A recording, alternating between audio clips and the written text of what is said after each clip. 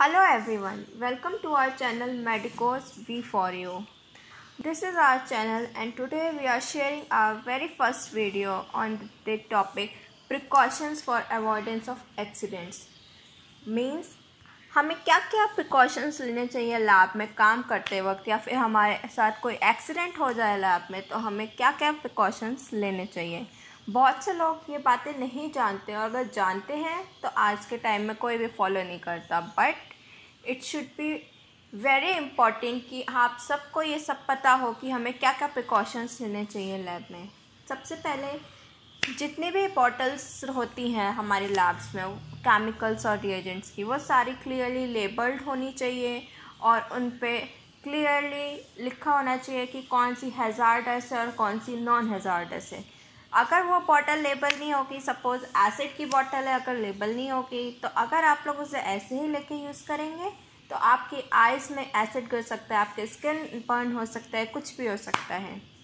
Second thing, कभी भी आपको एक रिएजेंट बॉटल को नेक से नहीं पकड़ना चाहिए, क्योंकि अगर आप उससे नेक से पकड़ेंगे, सपोज़ एसिड है, कुछ एसिड इतने हार्मफुल होते हैं कि वो आपको स्किन इचिंग रैशेस हो जाते हैं या फिर आपको इचिंग कॉज करने लगते हैं।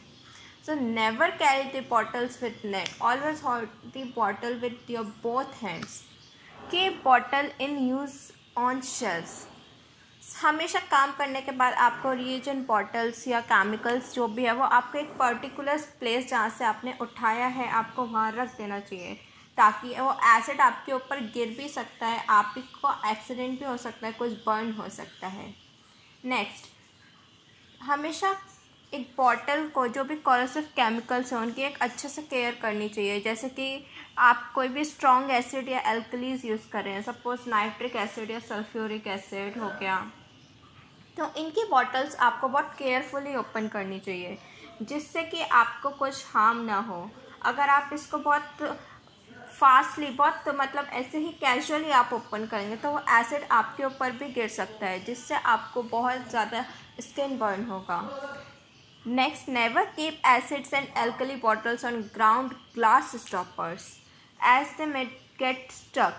मीन्स कभी भी आपको एसिड की बॉटल को काम करने के बाद ऐसे ही टेबल पे या ग्राउंड सरफेस पे नहीं छोड़ना चाहिए, अदरवाइज अगर बाई चांस बॉटल स्लिप भी हो सकती है और आप ही को हार्म होगा। If possible use small measuring cylinders for measuring acids and alkalis. अगर पॉसिबल हो, वैसे आजकल ज़रूरी नहीं है हर लैब में मेजरिंग सिलेंडर, बट कॉमनली होता है, तो हमेशा हमें मेजरिंग सिलेंडर यूज़ करना चाहिए किसी भी एसिड या एल्कली को मेजर करने के लिए, जिससे हमें एक एक्यूरेट मेजरमेंट मिल सके। Toxic chemicals such as cyanide and barbiturate should be locked in cupboard.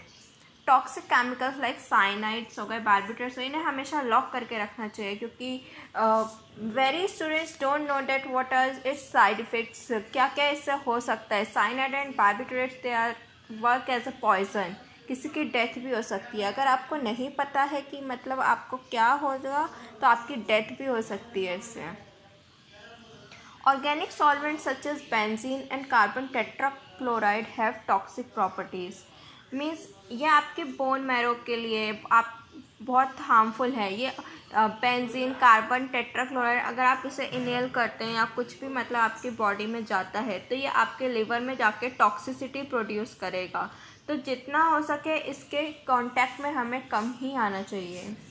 Next, बहुत सारे केमिकल्स ऐसे होते हैं जैसे कि जो हमें कैंसर कॉज कर सकते हैं या जिनमें कार्सिनोजेनिक प्रॉपर्टी होते हैं, जैसे कि बेंजीडीन, ऑर्थोटोलुइडिन। तो हमें क्या करना चाहिए, इन बॉटल्स को बहुत ही कूल जगह पे रखना चाहिए और हमें कोशिश करनी चाहिए कि हमारे स्किन के कांटेक्ट में ना आए।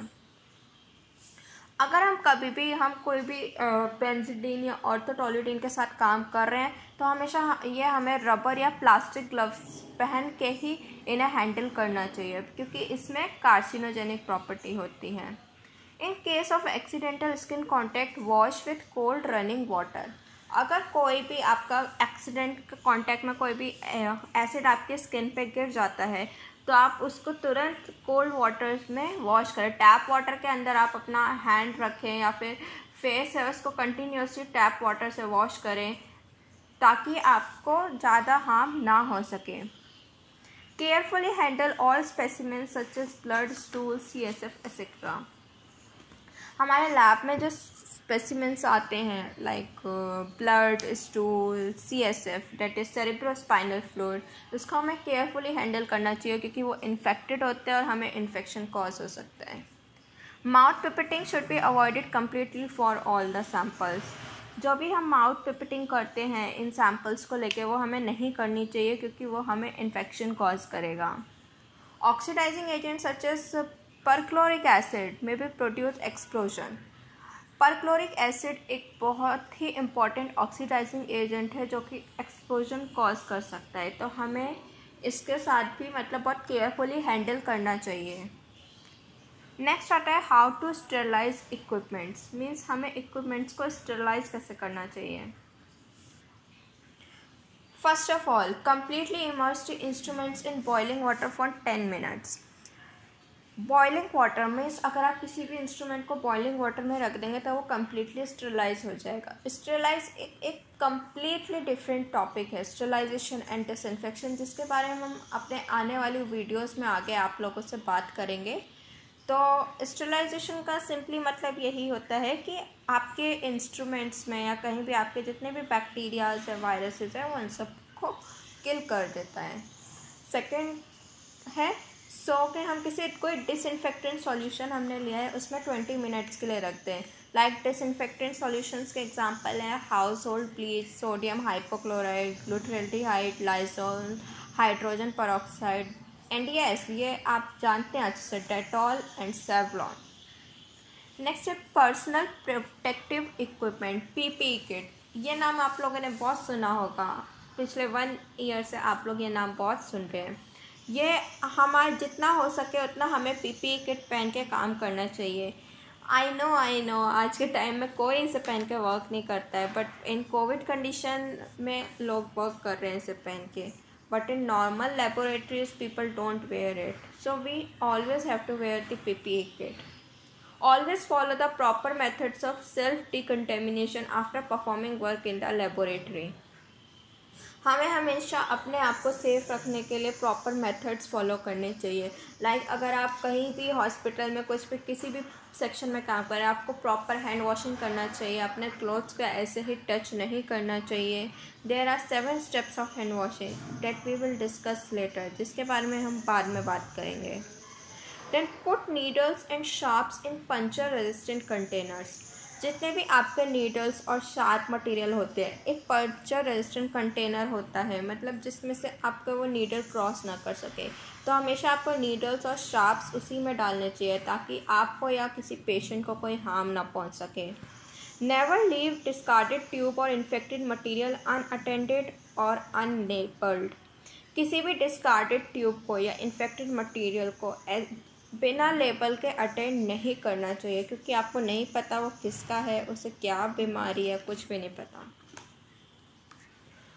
हम एक छोटी सी बात करते हैं यहाँ पे कि हमें क्या क्या प्रिकॉशंस लेने चाहिए लैब में पिपेटिंग के टाइम पे।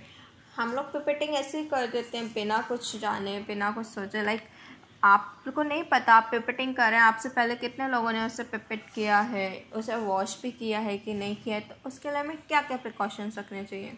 सबसे पहले डू नॉट ड्रॉ रिएजेंट्स और specimen through pipettes directly by mouth. आपको कोई भी रिएजेंट्स या स्पेसिमेन डायरेक्टली पिपेटिंग नहीं करना चाहिए। Pipette contents should be allowed to run down along the wall of the container. Pipette से हमें चेक करते रहना चाहिए कि गलती से भी वो सॉल्यूशन हमारे माउथ में ना चला जाए। आई नो बहुत से लोगों को मतलब प्रॉब्लम होती है, बट हमें इस बात का ध्यान रखना चाहिए। अगर वो कोई भी एसिड या रिएजेंट हुआ तो वो आपको हार्म भी कर सकता है।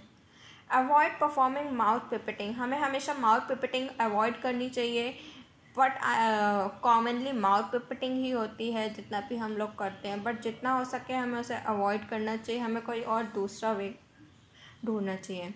Do not mix infectious material by bubbling air through the liquid.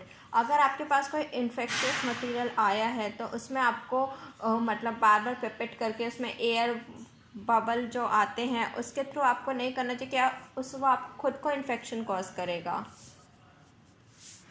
Next, do not eat, drink or smoke in the laboratory and store the food or drink in the refrigerator.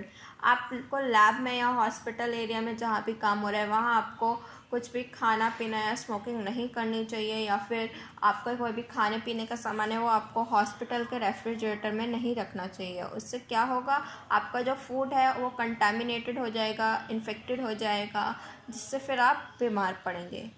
Hand should be washed as soon as possible when come in contact with infectious material. आपको अपने hands wash करने चाहिए जितना जल्दी हो सके, मतलब हर एक छोटा काम के बाद, या फिर आप कोई भी सैंपल ट्रीट कर रहे हैं एक दो, या किसी पेशेंट को ट्रीट कर रहे हैं, आपको अपने आप को टच करने से पहले, इनफैक्ट आप जो आप हॉस्पिटल्स में लेबोरेटरी कोट पहनते हैं, एप्रन पहनते हैं, उसको टच करने से पहले भी आपको अपने हैंड्स वॉश करने चाहिए properly. So that's it for today's video. I hope आप सबको मेरा वीडियो अच्छा लगा होगा। आप लोग इसे जितना हो सके उतना फॉलो करेंगे कि आपको क्या क्या प्रिकॉशंस लेने चाहिए। Thank you so much for your support and thank you so much, keep supporting and please like, share and subscribe our channel for more such videos and keep sharing. Have a nice day.